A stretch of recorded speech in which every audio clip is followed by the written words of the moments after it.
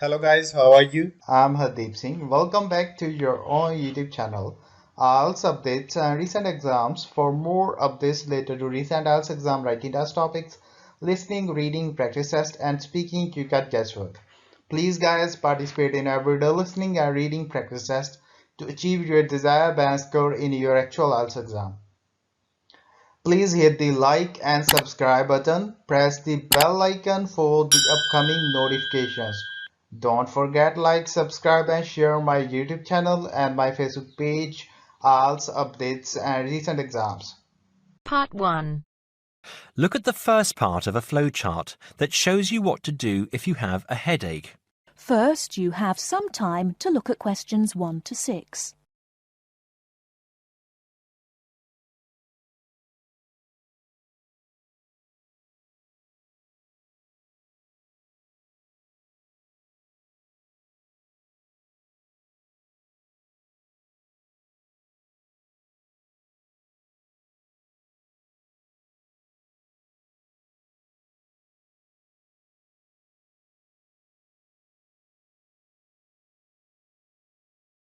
There are various different reasons why you may have a headache. Some of them are not serious and can be treated easily, perhaps by simply taking a pain-killing tablet, like an aspirin. Some headaches, however, may be a symptom of something far more serious, and you should get immediate advice. First of all, ask yourself if you think you have other symptoms that suggest you have a cold. Do you have a fever, a runny nose, a cough, or a sore throat? Have you been sick at all? If you have, then you probably have a bad cold or the flu, and the headache is just one of the symptoms. Get plenty of rest and drink plenty of water. There are many types of medicine that you can buy at a chemist, and these will relieve some of the symptoms. Remember, though, medicine will not actually cure the condition, and you might prefer to just drink hot water with some lemon and honey, and take a couple of aspirin. Now, if you don't think you have a cold, you must ask yourself how bad the headache is. If the headache is really bad and you have a stiff neck, there may be a bigger problem. If you feel that normal light is hurting your eyes, it may also be cause for concern. Meningitis is a serious condition. It is caused by an infection of blood around your brain and spinal cord. The condition can seriously affect your brain if not treated immediately. You must see your doctor or go immediately to the nearest hospital. If you do not show these symptoms, you may still have something that needs treatment quickly. You may have an injury of some kind, and you must try to remember if you have hit your head at all in the last few days. If you have, you may be suffering from concussion. Concussion occurs after an injury to the head, when blood pushes against the brain. It is very serious, and you must make sure that you get treatment immediately. Now, if you don't remember any recent injury, you must ask yourself if you feel... Before you hear the rest of the conversation, you have some time to look at questions 7 to 10.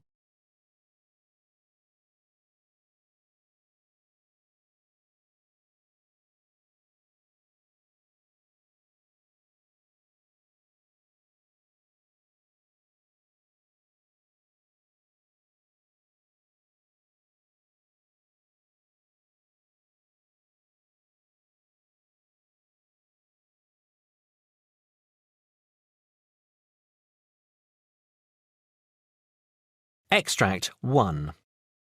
Acrophobia is a fear of heights. A lot of people confuse it with vertigo, which is a normal feeling that people get in a very high place. Acrophobia is a phobia and can be very dangerous. The person who suffers may panic and want to escape the situation. The quickest way to escape is to jump. People who suffer from acrophobia will avoid being at the top of tall buildings and will not like going up long staircases. It may be a phobia that is a result of past experience. Children see things fall and break, and so become very frightened of the same thing happening to them. Extract 2. Now this phobia has a number of different names: brontophobia, astrophobia, and coronaphobia. It is a phobia of storms, especially storms with thunder and lightning. It is especially common in children, but can continue into adult life. People who have a serious phobia worry when the spring turns to summer. They expect there to be more storms during that time. When a storm is approaching, they feel very uncomfortable and even physically sick. Many of those who suffer, especially children, hide when there is a storm, perhaps in a cupboard or under the bed. Adults with the condition may watch weather forecasts on television every 30 minutes to check that the weather is good. Extract 3. Now, most people are, to some degree, afraid of dying, but necrophobia is a fear of anything connected with death. It is more than a fear of dying. People who have necrophobia are terrified of seeing dead things. They will stay away from museums where there are mummies or skeletons and avoid any images of dead people. They will panic if they see a dead animal in the street or in a forest, and will avoid watching a program or movie that shows people dying or near to death. This phobia may be something that is natural in all of us to some degree, but is probably made worse by seeing a dead person or a favourite pet dying at some time in the past. That is the end of part 1. You now have half a minute to check your answers.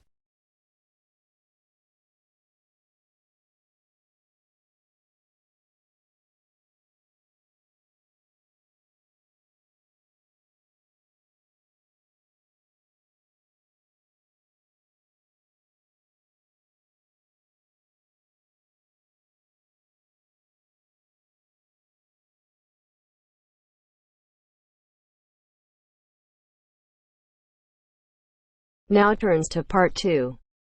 Listen to the conversation between Daniel, a Spanish student, and Kira from Greece. Kira is asking about medicine for a cold. And then answer the following questions.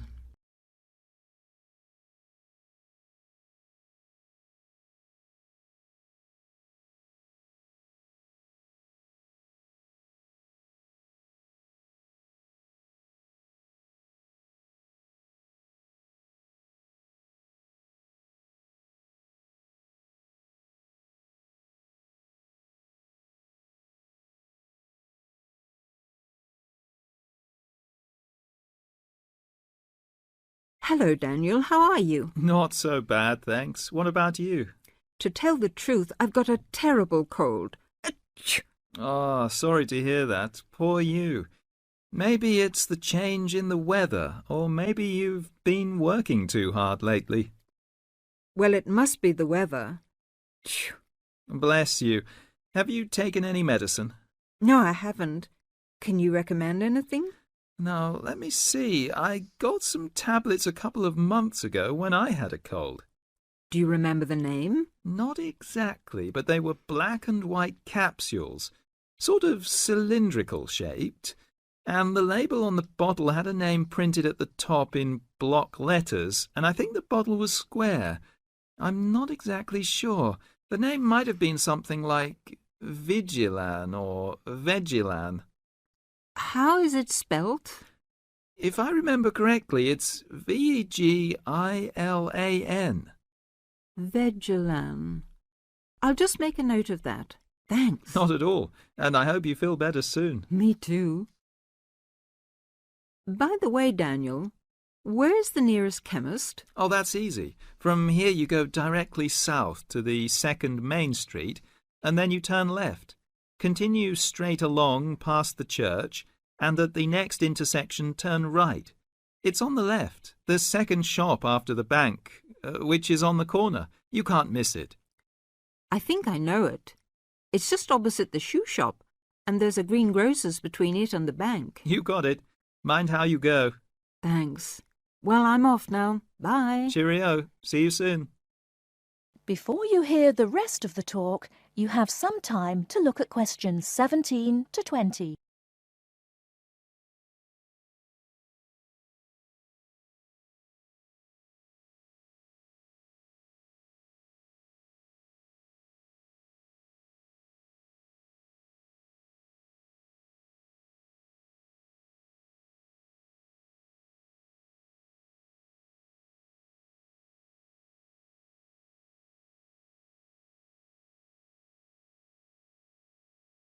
Good afternoon, Mr. Brown. Do sit down. Now, tell me, what made you apply for this job? Well, I've been wanting to improve my position for some time, and it seemed to me that the job you advertised would give me an opportunity to learn more about marketing and sales techniques in general.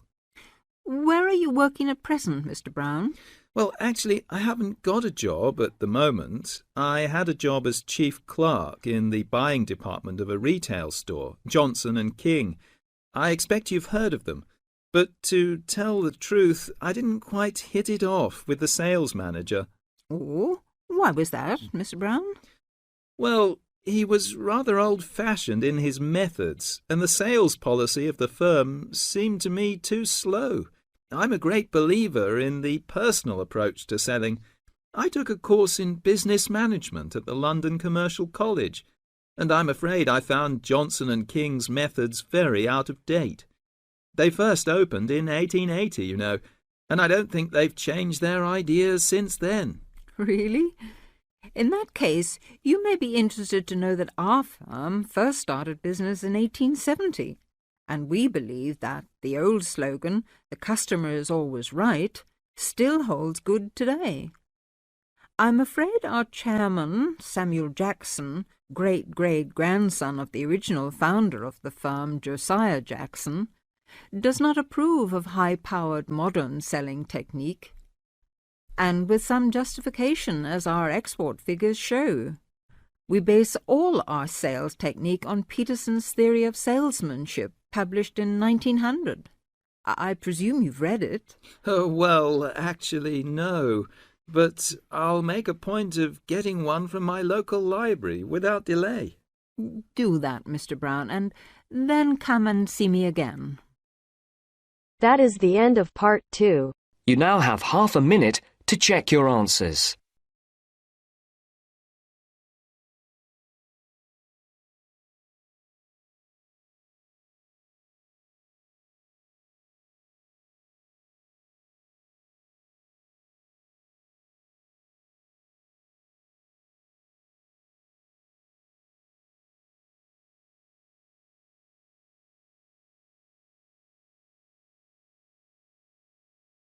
Now turns to part 3. You will hear a trainee teacher called Eve talking to her university tutor about her preparations for teaching practice. Before you listen, you have some time to look at questions 21 to 25.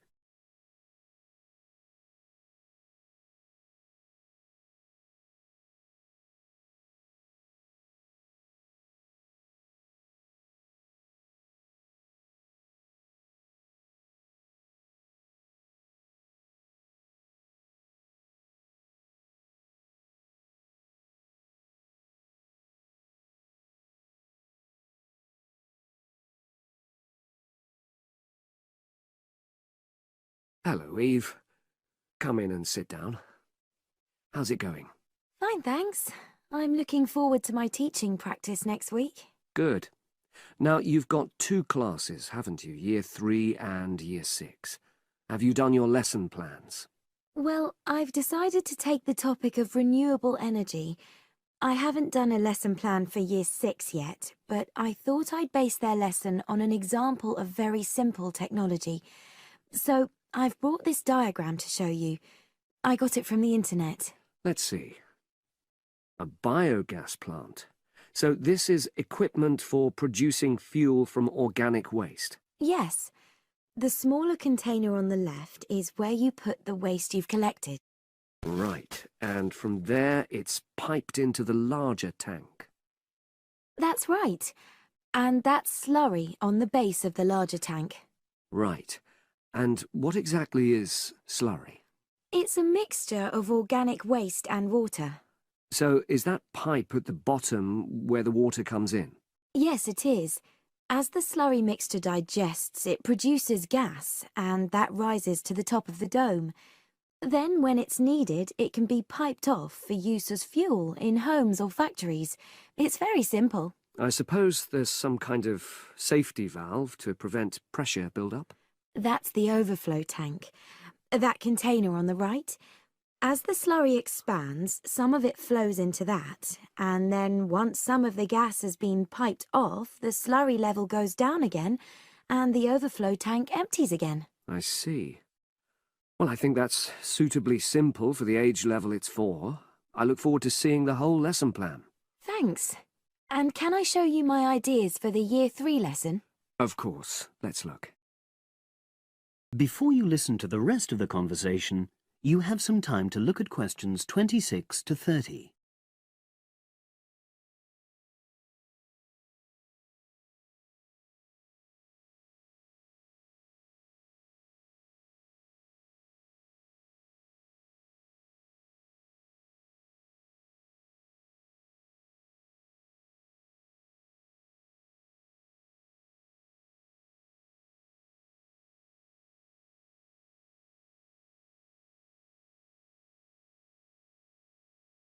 I thought I'd introduce the topic by writing the word energy on the board and reinforcing the spelling and the pronunciation. Then I'll do a little mime, run on the spot or something, to convey the sense. I'd keep it brief at this stage. Yes, I will. Then I'll wipe the word off and write the question, where does energy come from? And see what the pupils come up with. Fine. I'd suggest that you just brainstorm at this stage and don't reject any of their suggestions. Yes, that's what I was going to do. Then I've produced a set of simple statements like, energy makes cars move along the road, and energy makes our bodies grow. There are 8 altogether. Are you going to give them out as a handout or write them up on the board? First, them up on the board, and then I'll read them out loud. And I'll get the pupils to copy them out in their notebooks. I'll also ask them to think up one more similar statement by themselves and add it to the list. Good idea. After that, I thought I'd vary things a bit by sticking some pictures up of things like the sun and plants and food and petrol and a running child. And I'll get the pupils to work out what order the pictures should come in terms of the energy chain. I think that's a very good idea. You could move the pictures around as the pupils give you directions. Yes, I think they'd enjoy that. And to finish off, I've made a gap fill exercise to give out. They'll be doing that individually, and while they're writing, I'll walk round and check their work. Good. And have you worked out the timing of all that? It'll probably take you right through to the end of the lesson.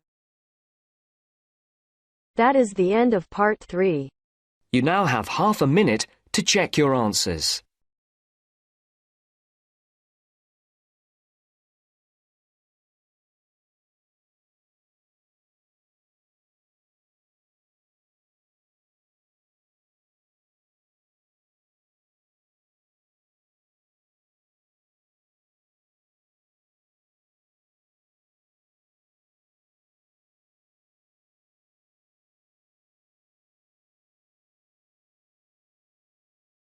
Now turns to part 4. You will hear a lecture on climate change. First, you have some time to look at questions 31 to 40.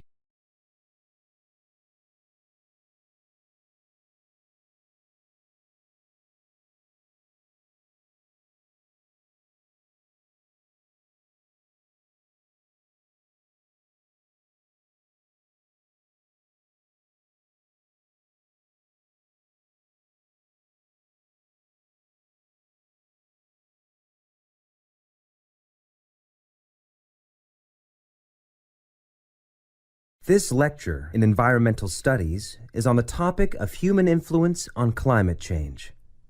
First, I'll outline some of the factors affecting climate, then go on to discuss what has already occurred, and finish up by speculating on the effects.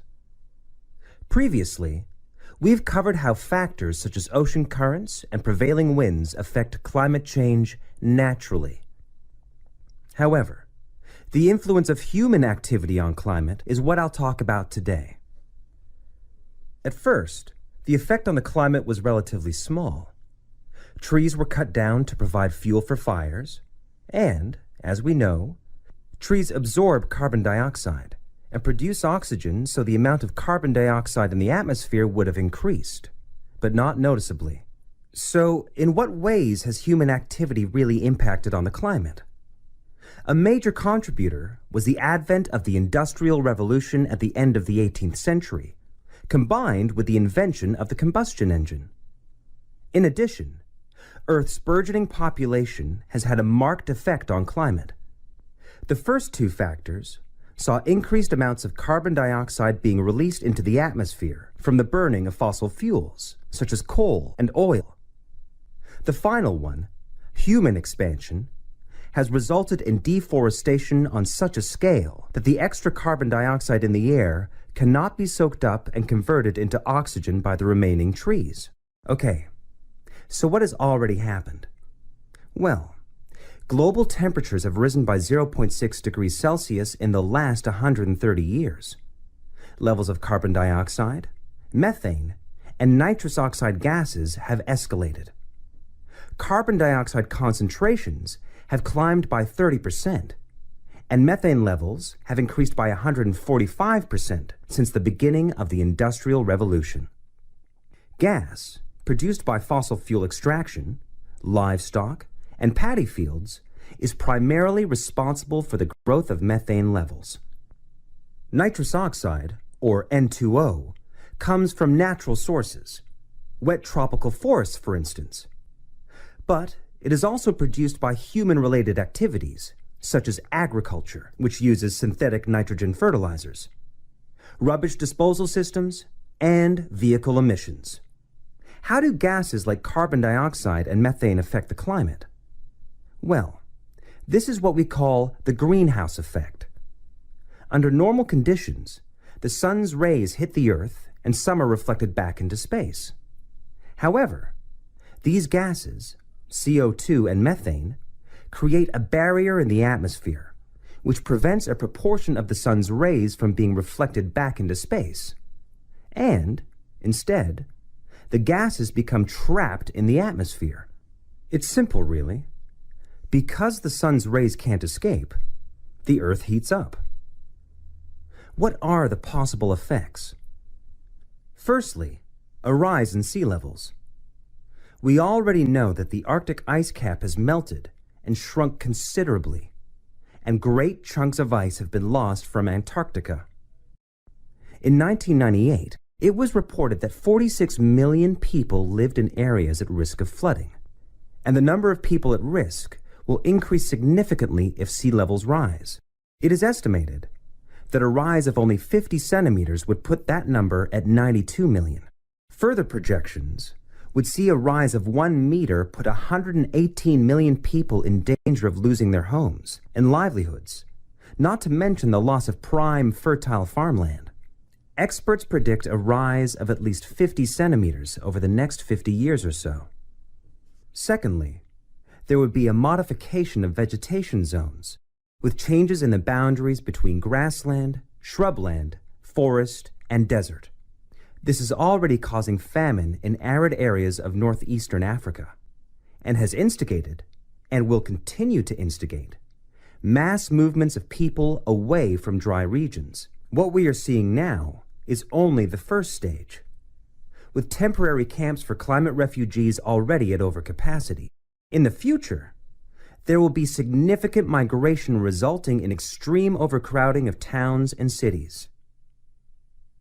Another potentially disastrous effect of climate change is an increase in the range and distribution of pests, which could bring about an increase in the prevalence of certain diseases. If we think of the malaria-carrying mosquito, for example, which thrives in warmer regions, at the moment, about 45% of the world's population is exposed to malaria. But, with an increase in temperature, there will be many millions more cases of malaria a year. The last effect I'm going to mention today is the change in ecosystems. Global warming will influence species composition for both fauna and flora, such that some animal species will disappear and others will multiply. And it'll be the same for plants and trees. It is predicted that around 2/3 of the world's forests will undergo major changes of some kind. Scientists also expect deserts will become hotter. And, of course, desertification will continue at an increasingly worrying rate and will become harder, if not impossible, to reverse. What could we do to stop the process? Well, that's the subject of next week's lecture. So I hope to see you all there. That is the end of part 4. You now have half a minute to check your answers. So guys, don't forget like, subscribe and share my YouTube channel and my Facebook page, IELTS updates and recent exams. For more updates related to recent IELTS exam writing test topics, listening, reading, practice test and speaking, you got guesswork. Please guys, participate in everyday new IELTS listening and reading practice tests to achieve your desired band score in your actual IELTS exam. For more IELTS material, visit my official website www.ieltsupdatesandrecentexams.com. The link is given below in the description. If you need PDF files of latest IELTS material, then please join my Telegram channel. So guys, please write your score below the comment section. Again, thanks for listening. God bless you all guys. Stay tuned, stay safe.